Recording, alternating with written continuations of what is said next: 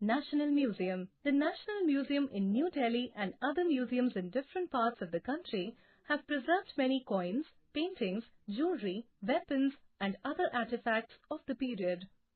The Salarjung Museum in Hyderabad is a royal treat with a collection of over 40,000 art objects. It includes a founder's gallery and a rare manuscript section. The museum has provided a perfect ambience for the display of the priceless jewels of the Nizams. These have been placed in a specially built hall decorated with chandeliers, modern lighting and lush carpets. This royal collection is the only one of its kind owned by the Government of India.